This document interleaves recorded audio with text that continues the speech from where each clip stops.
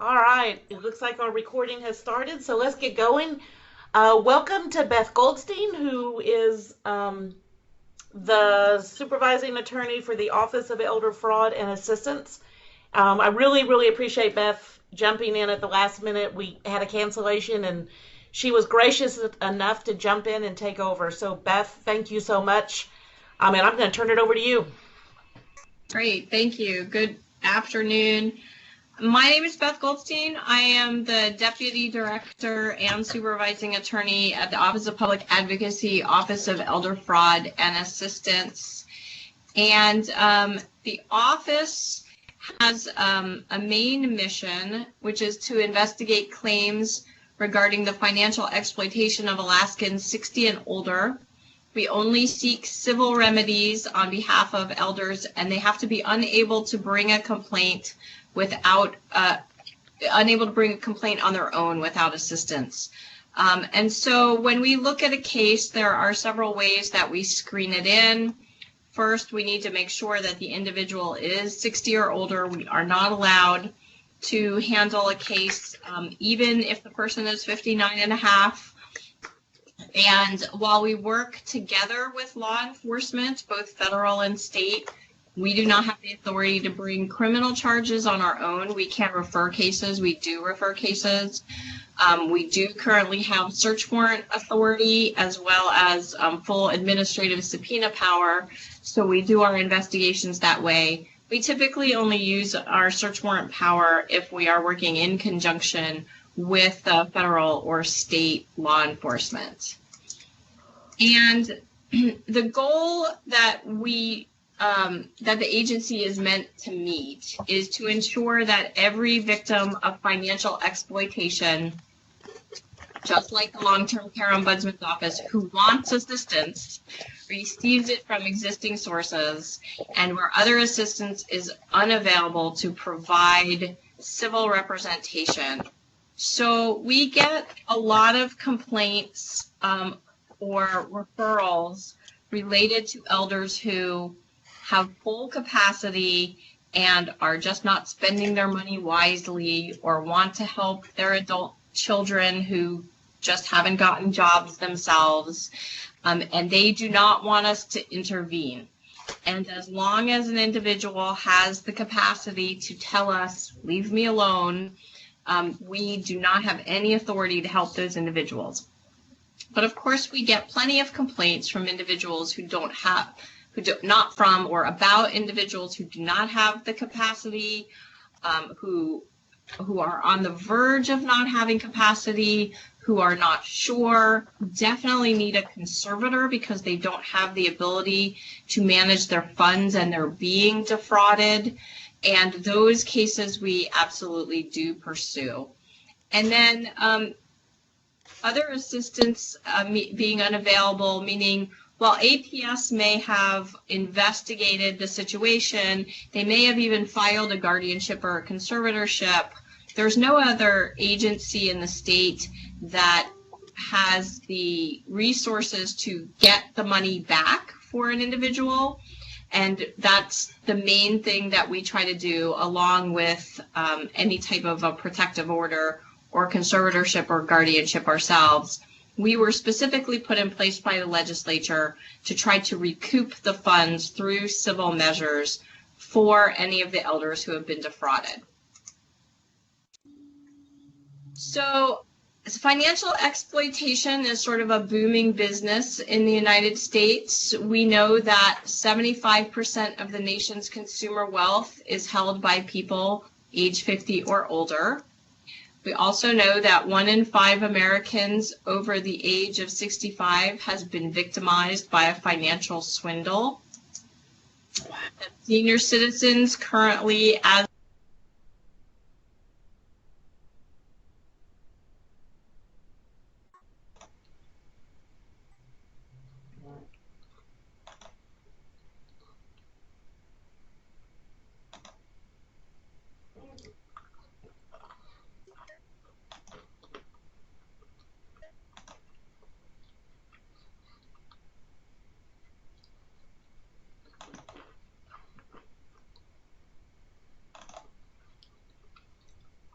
I got no audio. Does anybody else have the same problem? Yeah, I'm not getting her, the I presenter. got, somebody muted me. So let me go back to that slide. I can see here somebody muted me. I'm not sure how that happened. So I'm going to go back to the senior citizens are swindled out of $2.9 billion a year. That is really a figure as of about 2017. That is growing. Can you all hear me now? Yes, we can. Yeah. Thank you. Yes. And 50% of the fraud is committed by complete strangers. That's where the lottery scams come in, the sweetheart scams. That also includes things like, we see a lot of our elders who get solicitations in the mail for magazines and things like that, where they really don't get anything, but they send the money in. That includes that. But 34% of financial exploitation does occur by family and friends. Okay, and then we look to see who the perpetrators are. And 60% of the perpetrators, typically in the United States, are the adult children of the elderly victims. I would tell you that over the years since I have been handling this case load, which has been about the last 6 years, 7 years or so, 7 years, we have actually seen a move towards a lot more of these scams and stranger, unknown perpetrators versus family. We still see a good chunk of adult children who are financially exploiting their parents, but we've also seen a huge increase in the unknown scammer realm. When we break down the perpetrators that are known to the victims, we do see that about 45% of the perpetrators are under the age of 40, and about 40% are between 41 and 59 years old. And we tend to still see kind of a pattern here. A lot of the cases that come to us where family members are involved, it include adult children that many times have been enabled by their elderly parents throughout their lives.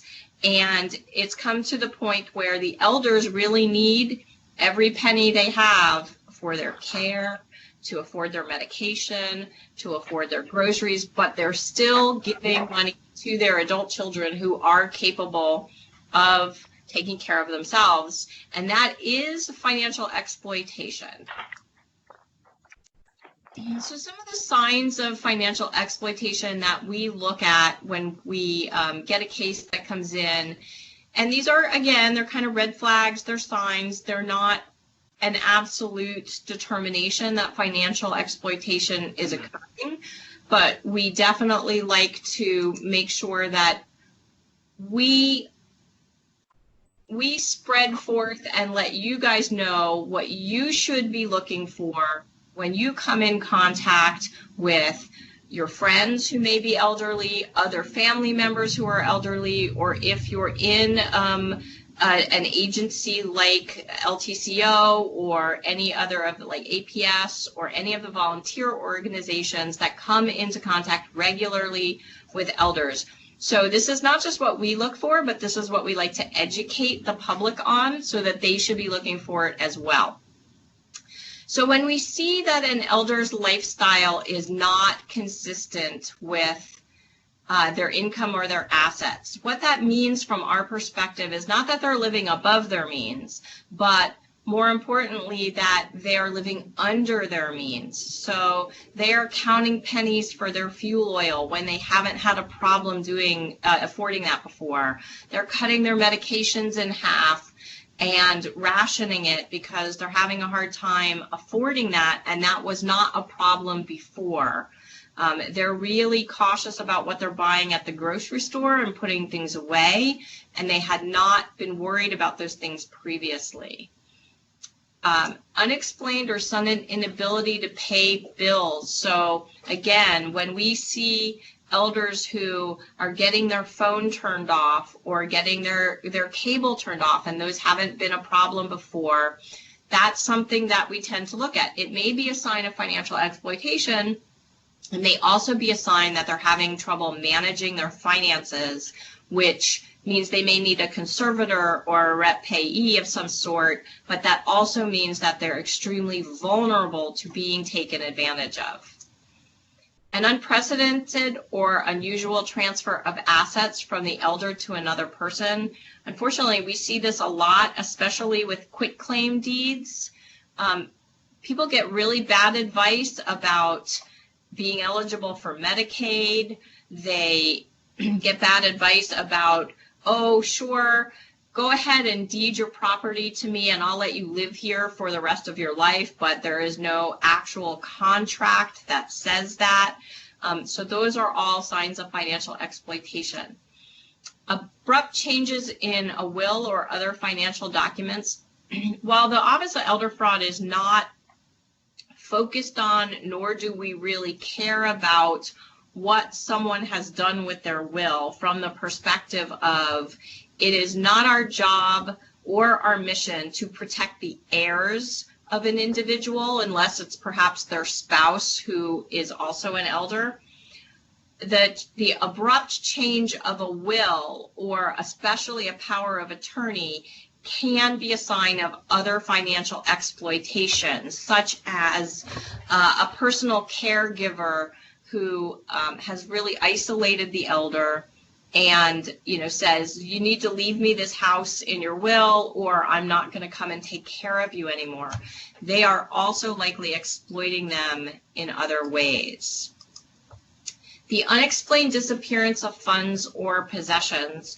Our elderly, especially our elderly with memory issues, are the perfect victims, especially for people who come into their homes to take care of them or come into their facilities to help take care of them. And it's a wonderful excuse to say, oh, Mrs. So-and-so just misplaced that very expensive diamond ring that she's always wearing. So we look to see if there's a pattern of an unexplained disappearance of possessions, and we also look to see if funds are being transferred into other people's bank accounts. You might remember the case that happened several years ago with the special ed teacher who had been transferring funds from her mother's friend's account into her account, and she was prosecuted by the U.S. Attorney's Office for that. She had taken that elderly woman into the bank. She had been a friend of her mom's. That woman did not speak much English at all.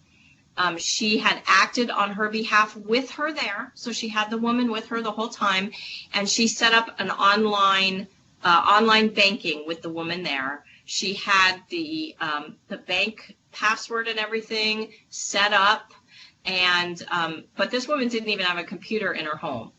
And the perpetrator was using the online banking access to transfer funds into her own account, where she spent the money on herself. I mean, we had $80,000 worth of bank transfers and I think $10,000 worth of Spanx purchases. So we see this pretty regularly. Discovery of the elder's signature being forged for financial transactions, titles, or financial documents. Forging is hard on documents that need to be notarized, and a lot of financial documents, transactions, quitclaim, not so much quitclaim deeds, but powers of attorney and the like, those all need to be notarized, but that doesn't mean that it can't happen. We had a case a couple of years ago with a gentleman who came into our office. He had had a stroke in November, and he had gotten out of rehabilitation in January, and he came to see us because he said, my son has transferred all of my boats and my vehicles to himself. And I said, well, how did he do that? And he said, well, I think he has a power of attorney. So I said, well, did you sign a power of attorney? It's not unusual for an individual to have a document placed in front of them while they're in the hospital, and there are notaries on staff at many of the hospitals, and those documents be signed when they're not in the most lucid state. And he said, well, I don't remember signing a power of attorney, but it's possible. So we had him go to the DMV and obtain all of the information about the title transfers on those vehicles. Those documents always include a power of attorney if that was used to make the transfer happen. And he brings the documents into us, and lo and behold, there's a power of attorney. And I said, okay, well, it looks like all these vehicles and the boats, they were all transferred from this power of attorney. Do you remember signing this? And we looked at it together. He goes, I don't remember signing it. And I said, okay, well, we'll give the notary a call and, see what that person has to say. That's always one of the initial parts of our investigation. And he looks at the name and he says, that notary is my ex-wife. And lo and behold, it turns out that his ex-wife, who worked in the state of Washington for the court system down there, had not only created these documents, she had created them, she had notarized the blank documents, she had sent them to her son, she had sent him emails that explained to him how he needed to use these documents in order to transfer all of the father's possessions. She had done all of this on her state computer, so we worked with state law enforcement down there, and they had transferred these assets with a fraudulent document. And what I want to tell you is, while we were able to get the property back, the scariest thing about that case was that this gentleman had been in a coma at points during his hospital stay. And that power of attorney gave his son complete authority to make all medical decisions, including terminating his life. And during the course of this investigation, we found text messages between the family members that talked about doing just that. So this document could have actually allowed them to commit murder on top of it. And the son was prosecuted here in Alaska, and the ex-wife was prosecuted in Washington State, never to work for the court system again. But those things do happen. They are rare cases, but we absolutely can see forged documents. An elder who has yes, they got jail time. An elder who has no concept of what's going on because they've recently turned their finances over to someone to help them. This also goes in line with the next one. We do see many situations where a family member will take over for the elder, to help them grocery shop, to help them do their bills. Those are perfectly acceptable things. But when the individual won't talk to mom about what bills are being paid when mom is asking about it, they won't show them the bank statements, mom gives them money to go, or even the debit card to go to the grocery store, but they refuse to bring the receipts and show them to her. We always look at these things. Now, keep in mind, like I said before, these are just signs of financial exploitation.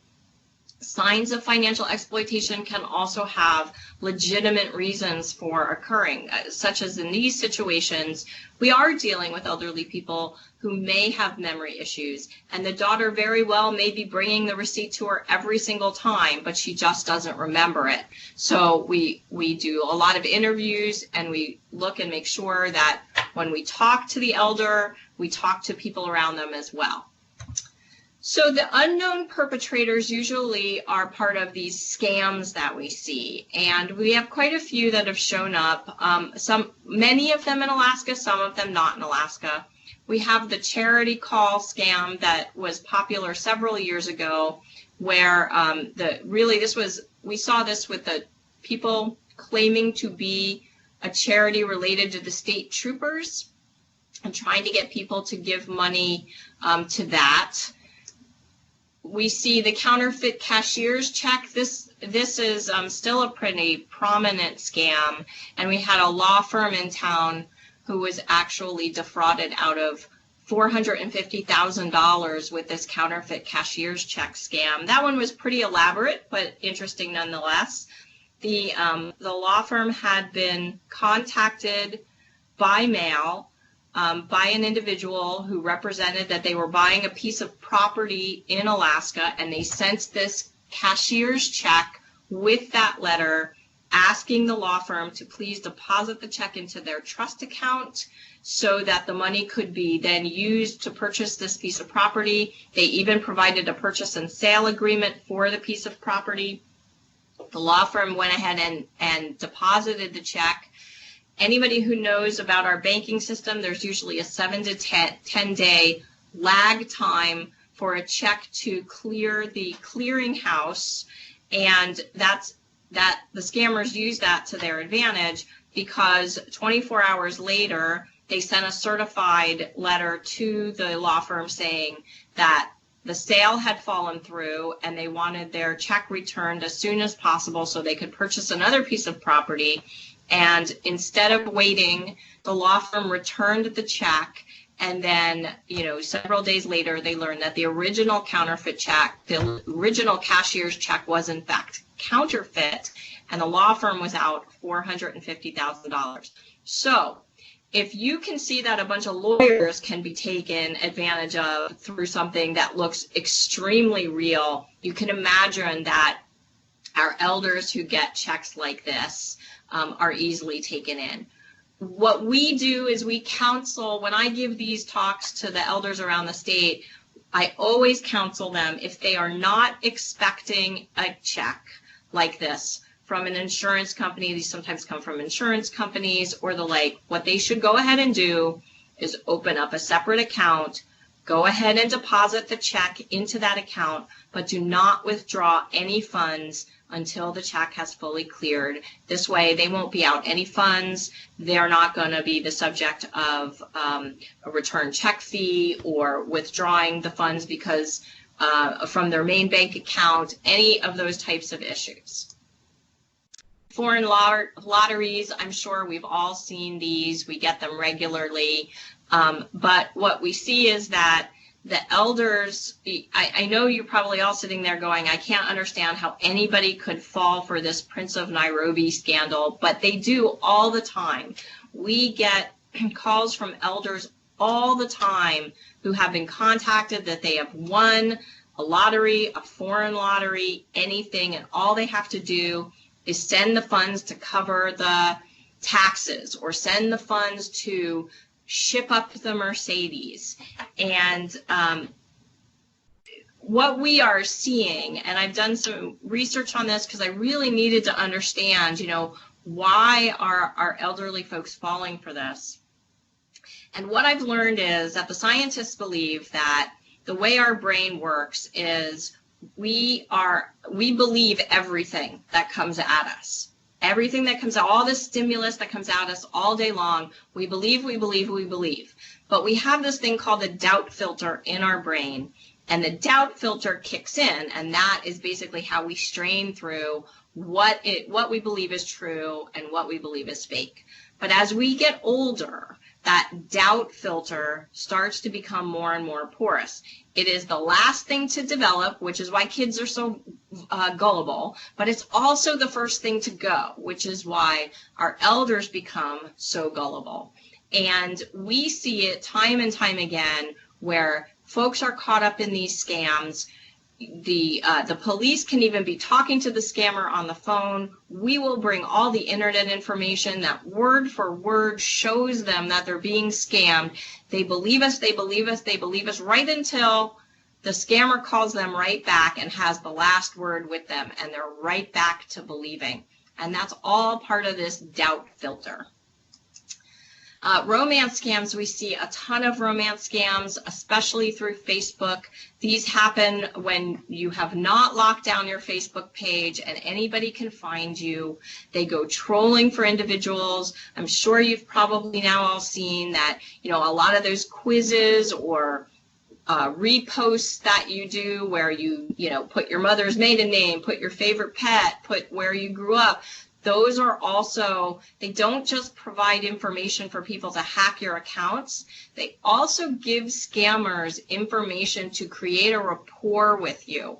And so on these romance type scams, the individual usually private messages the elder, they start up a conversation, and they try to immediately also take it offline so that Facebook can't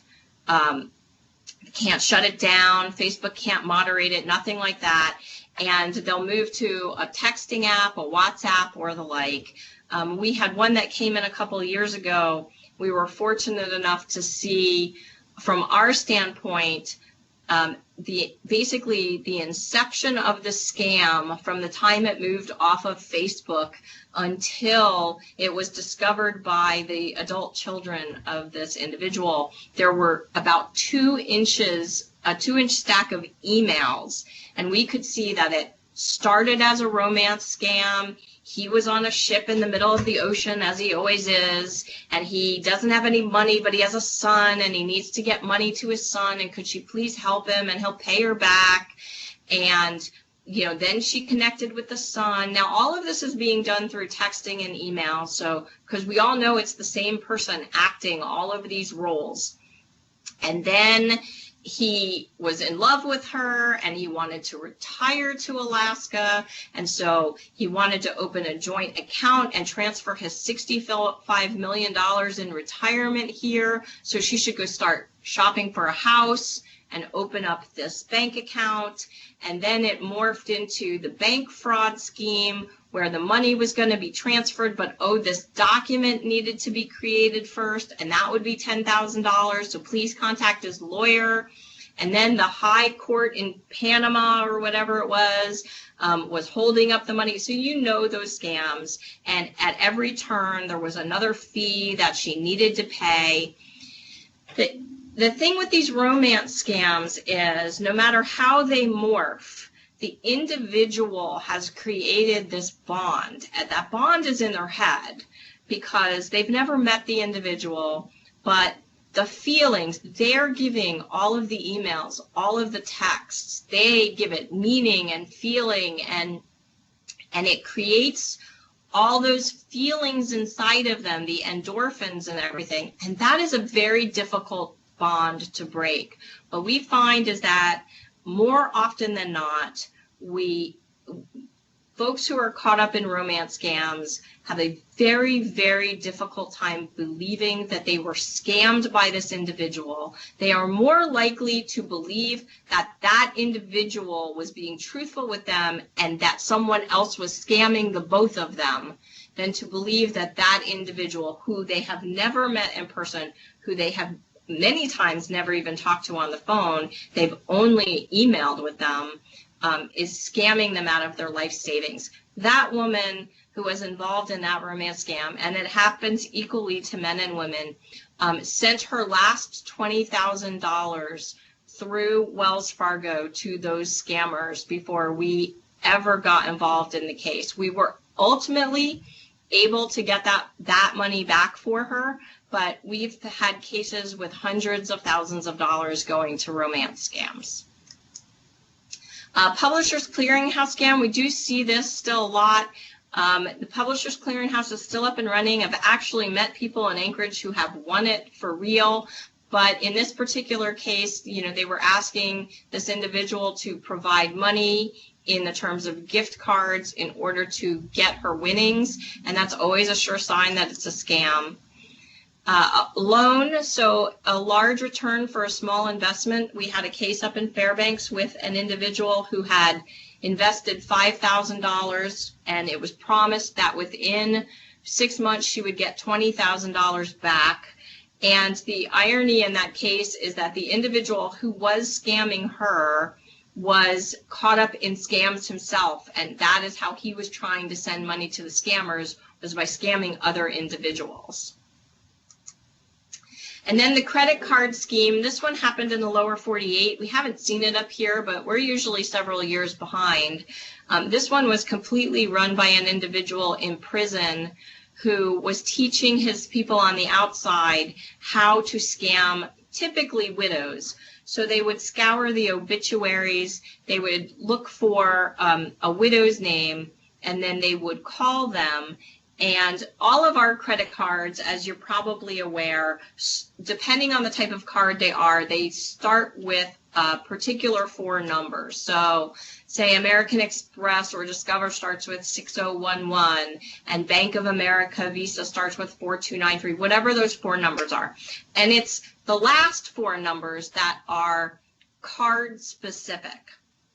So what these individuals would do is they would call the home, and they would they would wait for the spouse, the widow, to pick up, and they would say, we're trying to get in touch with the deceased spouse. And then, of course, the woman would have to say, I'm sorry, but he's passed away. And the conversation would go, oh, I'm so sorry. But what we have here is a credit card account that your husband opened up. Your name's not on it, and we need to resolve it. We need to either close it down, or we need to open the account for you. And they would say, so can you please confirm for us your name? This is what we have as your husband's name. Can you please confirm, tell us what your date of birth is, tell us the address, and then I'm going to give you the 4 digits of the card to confirm that this is the card. So blah, blah, blah. And then I need you to give me the last 4 digits. So they would have her pull out the American Express card or whatever it was, and they would give her the first 4 digits, which is the same for everybody. And they would have her relay the last 4, the last of the card, the entirety of the card with the expiration date. And they racked up hundreds of thousands of dollars of product that they bought with these stolen credit card numbers. But interestingly enough, they weren't smart enough to realize that calls from prisons are always recorded, and so the detectives listened to hours and hours and hours upon calls, and that's how these folks were caught. And then there's the grandchild needs bail. Many of us have heard this. They get a call. Grandparents get a call saying, so-and-so is in Mexico, needs bail, is somewhere, needs bail.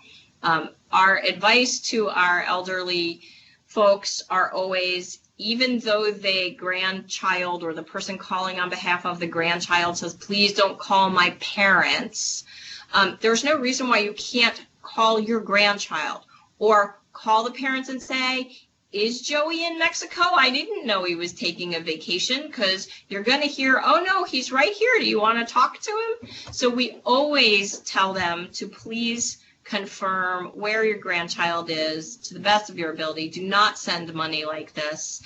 And it happens, we get calls at least 2 or 3 times a year that someone has fallen for this. And then there are inheritance schemes. We haven't seen any of those up here. So some red flags that you will see as you have elderly friends and elderly family members that we also keep a look at for typically financial issues with the person that may also lead to financial exploitation, or that they are being exploited. We see that mail is piling up. There are a lot of unpaid bills. We had a woman who was caught up in some of these. She was sending tons and tons of money to these political groups that really had no legitimate purpose whatsoever. They were a total front. And but she wasn't caught up with scammers of your normal ilk. And when we got a conservator appointed to her, the conservator went into her home, and her entire dining room table was just covered in mail. There were PFD checks, that were 2 years old, but there were also bills that, had gone completely unpaid. One of the first things that goes for our elders is their ability to deal with their finances. And while that isn't exploitation, it leads to the ability to be exploited. It also, puts our elders in situations where they're losing their homes, their utilities are being cut off because they just don't have the ability to deal with those funds. They're excited about winning a lottery or a prize. You'll see a lot of times elders who are very excited about something that's going to happen, but they can't tell you what it is because the scammers many times tell them to lie or not to tell anybody what's going on. They take a lot of money out and they won't disclose why.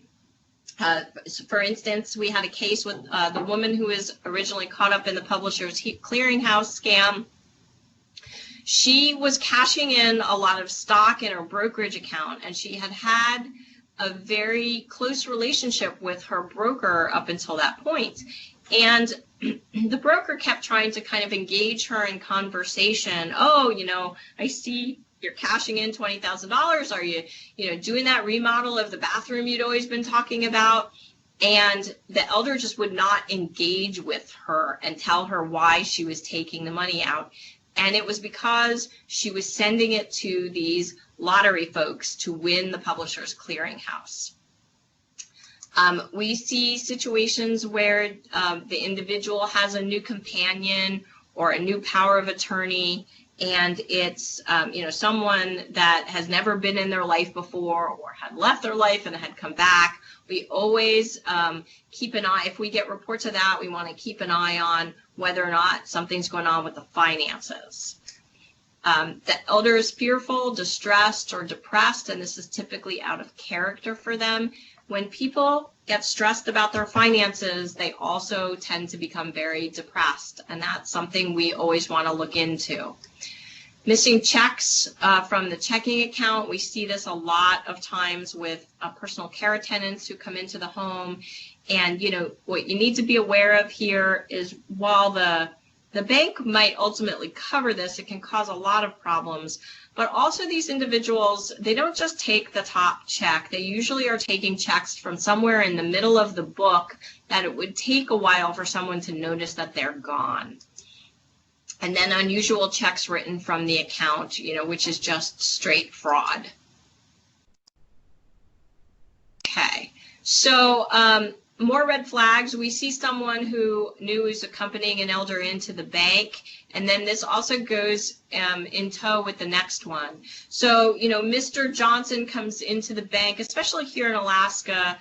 Folks in their communities, they like to go into the same bank regularly. They get to know the tellers, and he usually comes in and he withdraws his $50 every week. And, he says hello to the various tellers and off he goes. Well, now someone new is helping him get into the bank, driving him to the bank, going in with him.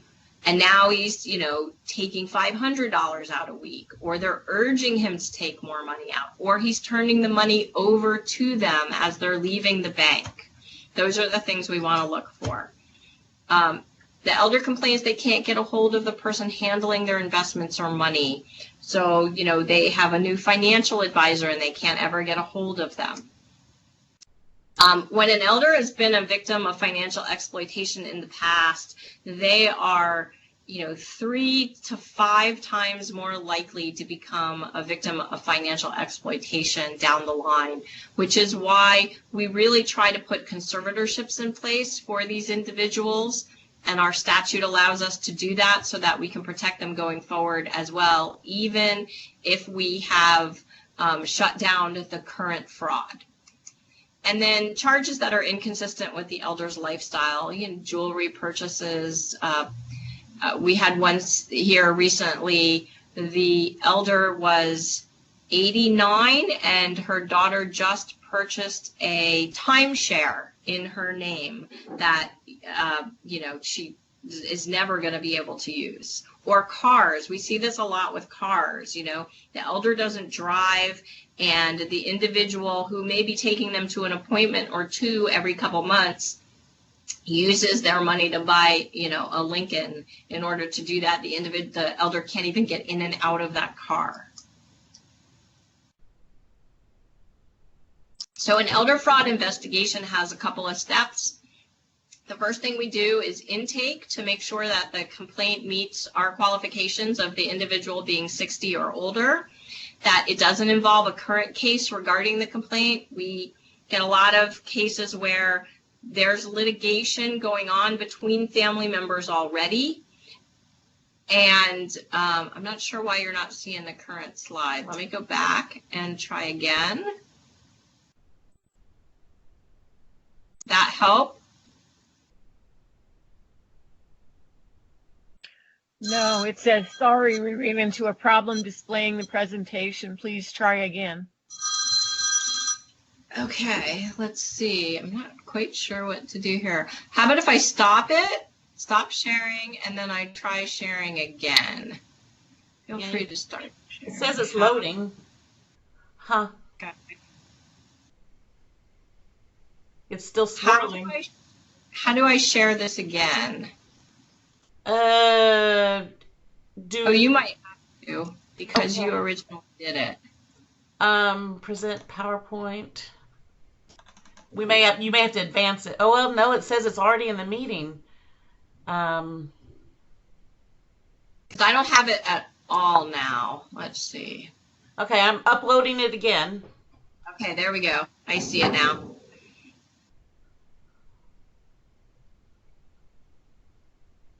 Oh, it thinks I'm presenting now. That's okay. I can take over once it's loaded. There we go. Okay.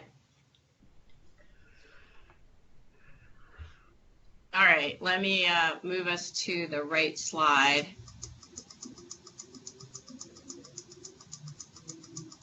This problem with so much movement in the slides. All right, there we go.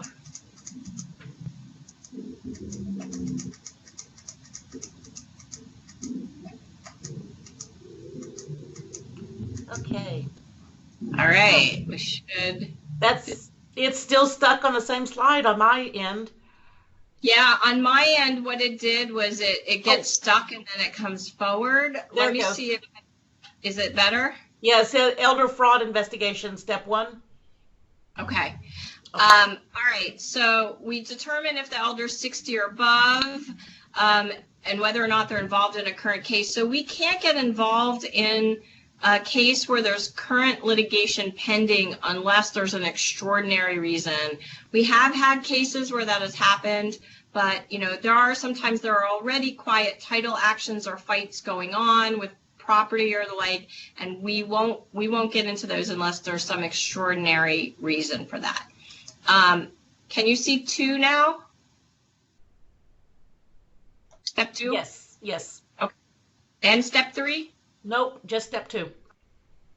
All right.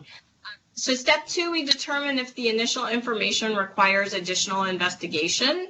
So what we get, our initial complaint comes in, if it's just, well, the assisted living home says that the daughter's not paying the bill. That's not quite enough for an elder fraud investigation. We need something more, like that's a contract dispute. We need to know that the daughter has access to mom's money, that the money is going into the daughter's account. Somebody's talked to the daughter. She's made some sort of a statement. So we'll determine if what we have initially will allow us to do additional investigation. And then we investigate by subpoenaing records, conducting interviews, obtaining evidence. Like I said, we have full authority, and we can refer to law enforcement if we believe that if what we're seeing raises to the level of a crime and not just civil fraud. And then we can move on to litigation. So we can send a demand letter. So like a lot of times we will have family members involved. And while we can just file a complaint and just sue the other family member, I would tell you that more often than not, if the family members are connected in any way, they want to resolve it. And so we will send a demand letter instead of filing a complaint. If that doesn't work, we will file a complaint in the appropriate jurisdiction. We try always to negotiate the case to resolution, even if that means a payment plan, because that allows us to get the money back to the elder more quickly. I mean, I have cases in litigation. I had a case in Juneau that's been in litigation for 4 years, and that's not helping me get that elder their money back any faster. If we can't negotiate, we will litigate to obtain a judgment, and then we record that judgment and we begin the collection process. So I can attach the PFD, I can garnish wages, I can sweep bank accounts, I can attach property. We can do all of that. Okay, so we also talk to our elders about how they protect themselves, and we like to provide this information to the folks who have elderly friends and family, but who are also in the community, because the more you can help relay this information, the better off our elders are. So we always tell them never to give out their account information. So I have to laugh at this because, you know, for a checking account, your account information is always out there, by the way. There was this huge posting on Facebook about the White House press secretary holding up the check from Donald Trump's account. But the reality is, every time you write a check, okay, your account number is on the bottom of that check, as is the routing number. What we're talking about is you get a phone call and they're asking you for your account information over the phone. You have not initiated that phone call.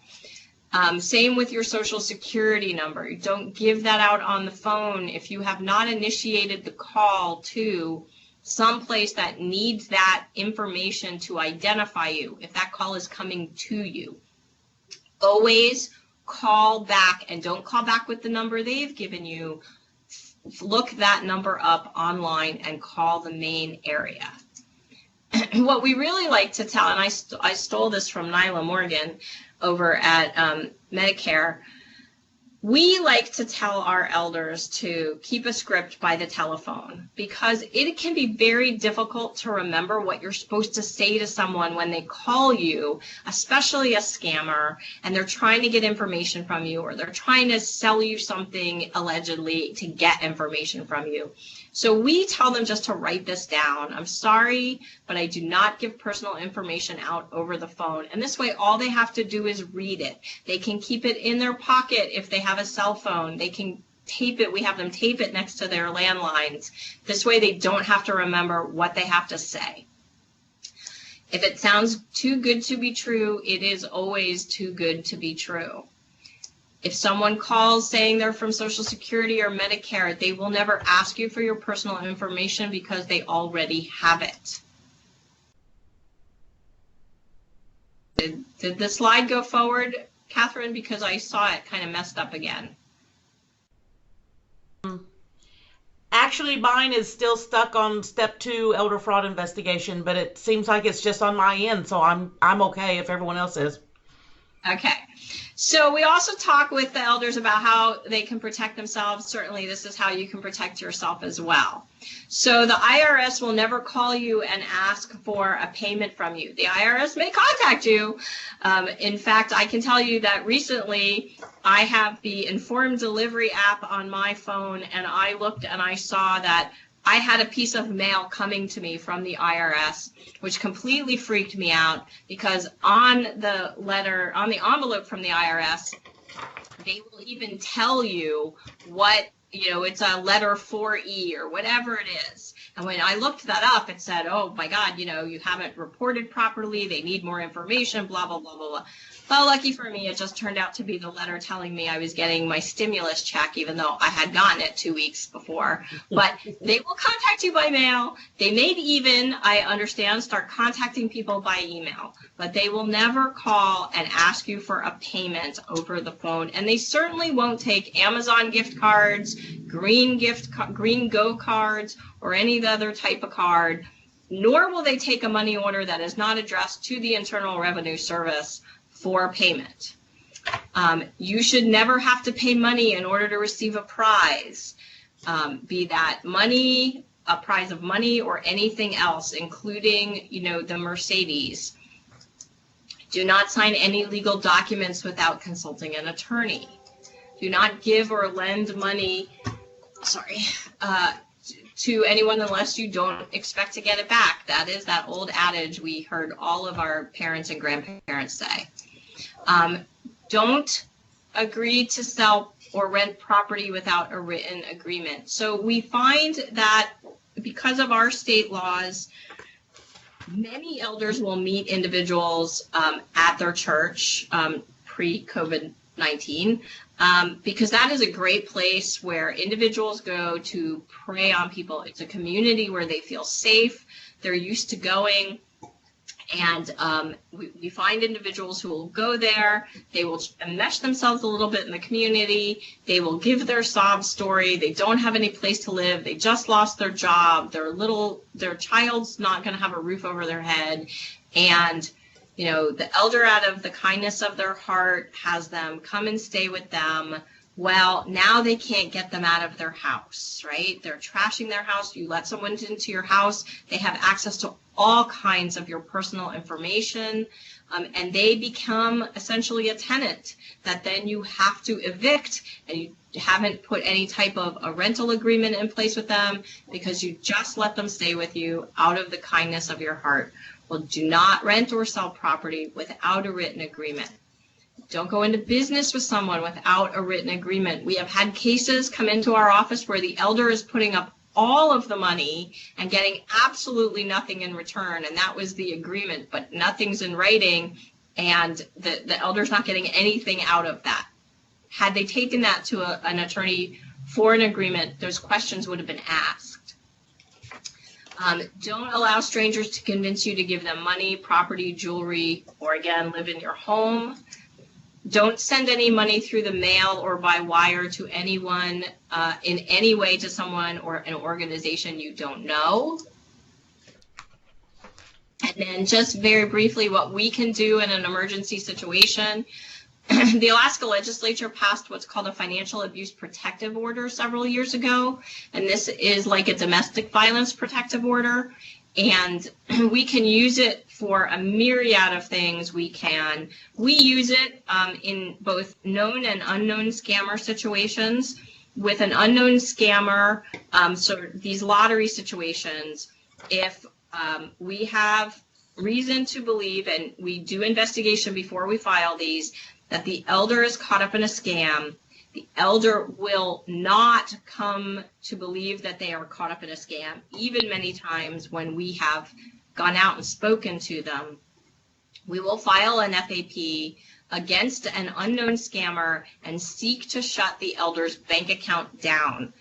What we're doing is stopping the bleeding. If the person continues to send $10,000 a month of their very minimal income to these scammers, they will become destitute in no time.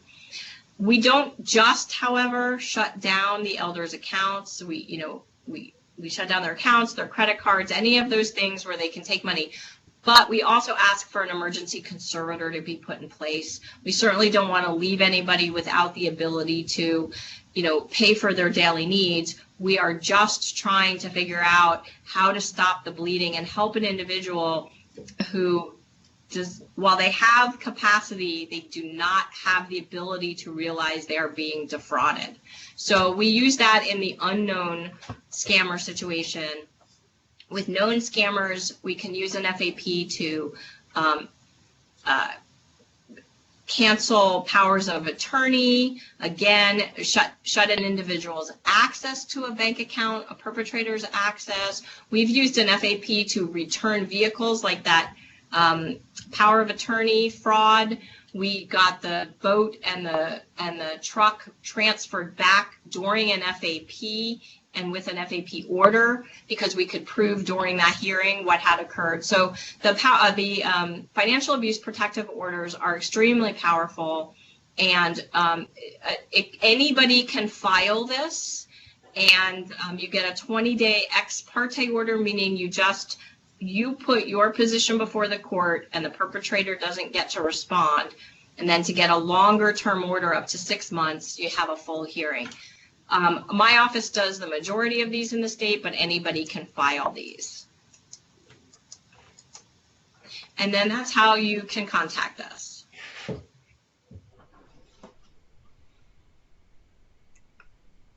Okay, I think I hit it right at 1 o'clock. Good job, Beth. So let's open it up for questions. Anybody have any questions or comments? I'm seeing great presentation from Charlene. Oh, you're very welcome. Yeah, great and informative. Thank you. Questions, anyone? I guess I'll come back on too. Wow. It was a thorough presentation, so I can only assume you covered all the questions, Beth. And I'm glad. Certainly, you can always contact me if you have individual questions. I find that when we do these in person, the most of the questions I get is people wanting to tell their story because they know someone that this happened to, or they've been contacted themselves. So you should always feel free to go ahead and reach out to me or Mike.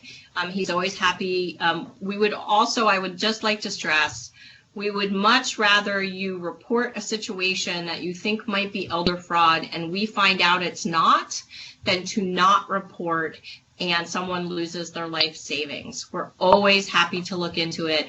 We're thrilled when it's not elder fraud, but we have seen too many individuals lose their life savings because they were concerned, but they didn't know what to do and they didn't feel like they should report anybody. Always report. So Beth, there are a couple of questions in the text if you can see those. Okay, where do I find those? In the chat here. Okay. I can read it to you. Where would you look for a lawyer for agreements for rent?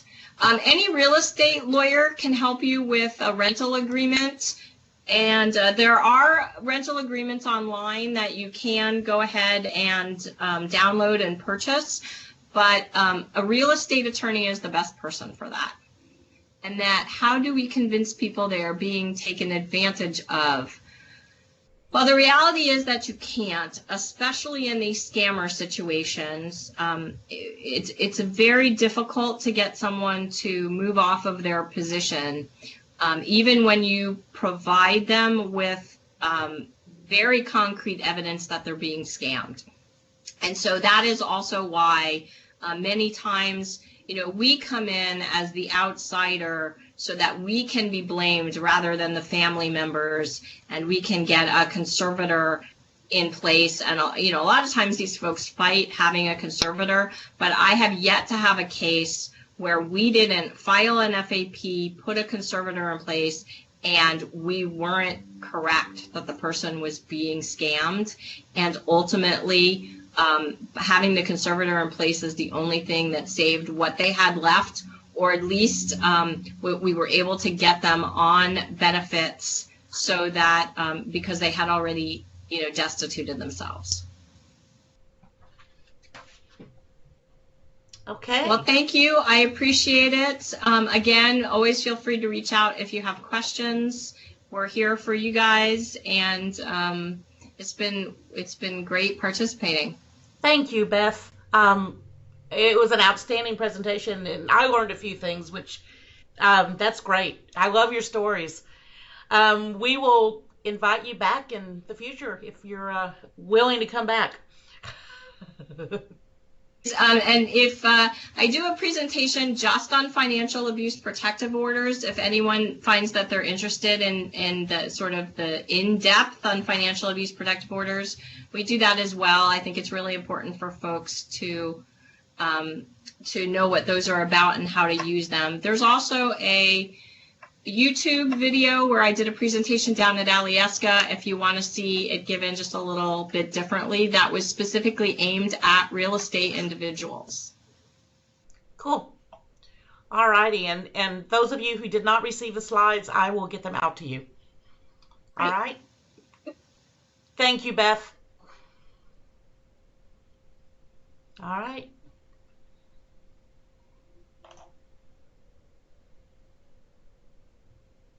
Hey everyone, if you had any other questions about the program or about what's going on with us, I'll hang out for a while if you have anything you want to talk about.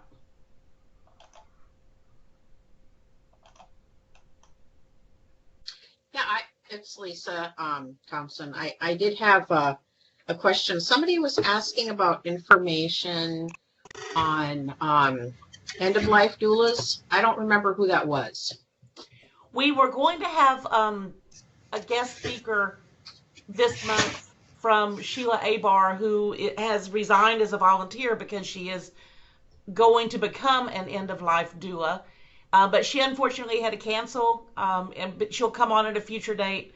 But that's why we called in Beth at the last minute. So what is your question? Is it about the the presentation or something specific? Oh, no, I just, I have a friend in Hawaii who is an end-of-life doula, and she runs a program, and I had just spoke to her recently. So if you're in a position, or if we're in a position where we need another presenter, she would be happy um, to do that. And she was, I volunteered at hospice when I lived in Hawaii, and she was the volunteer coordinator. So that's how I got to know her, for 4 years. So now she just does strictly end-of-life doula training. And so I just wanted to offer that, in case we needed a secondary person. Oh, that would be great. Is she's here in Alaska now? No, she's in Hawaii. Oh, okay, okay. Are the laws specific by state? Do you have any idea? The doula training, no. How the reporting methods, yes. Okay. Because like same thing with hospice, hospice in Alaska and hospice in Hawaii, it's cultural differences on how, you do reports and things like that. The order of who you contact when somebody is passed away, things, but the actual being an end-of-life doula is not state by state specific. Okay. Carrie, are you still online? I can't see everybody anymore. I will make sure that folks here know to contact you. Yes, please. You guys, I am online. Can I ask her something? Of course. This is Liana. Hey, Lisa, what's the difference between, I've heard this word now twice. What's the difference between that and the hospice worker? The end-of-life doulas are more like one-on-one. They actually just, help the family and the person passing away on a more one-to-one. Whereas, hospice is, they have like several different patients at a time, or can have. That's one. I'm not an expert, but my friend is. And so that, that's kind of the main thrust of it is, they do, just kind of like birthing coaches, that they're working with you one-on-one. Okay. Yeah. Yeah, Sheila had explained that an end-of-life doula is much more, I don't want to use the word holistic because that's so overused, but they can get involved in so many different things. She told a story about how she actually worked with the family members in their ability to deal with the impending death of their parent, because each of the adult kids had such a different perspective on how that should look. And they were at odds with one another. So she actually brought the family together to where it was a better quality passing than what would have otherwise been. Boy, Catherine, that would be so fascinating, because not only that, we've got so many cultures here that I would think that when I hear the word doula, I think that you would be specific to their culture and their path of death. You know what I mean? Oh, yeah. From Alaska Native to Samoan to Filipino to... It would absolutely be specific to that individual. Everyone would be different. Absolutely. I'm going to actually look it up after we get off. I'm so interested now. Anyway, thank you, Lisa. Oh, you bet. So, Catherine, I wish you a absolutely fabulous retirement. You're probably going to get bored. I bet you're going to be doing something else here within, I'd say 6 months. You know what? My retirement is accelerated by a few years because my mom needs our assistance in Texas. So I'm not ready yet to retire fully. I would not oppose part-time work, but I'm going to be doing something somewhere. I just don't know where yet. But hopefully fully retire in another 3 or 4 years. But we'll see. We'll see what the future holds. But thank you so much. I'm sorry you're moving to such a small state. It's where I was born, so I'm going back to my roots. But I hope it's not my final destination. I hope I get to see some and experience some other parts of the country before my time runs out. Oh, I bet you will. So anyway, again, thank you. And I hope everybody who's still on has a great rest of your week. Thank you, ma'am. Hey, Bill Powell. Okay, you can't hear us or talk, but we can see you. Good job. Nice. I actually have a case on one of your residents at the Palmer home. Maybe we can talk later about that. Get your insights. Can't hear you, but I see you nodding, so I'll give you a call later. All right. Anyone else have anything you want to talk about before we hang up and say goodbye? Lori Ann, you're being awfully quiet.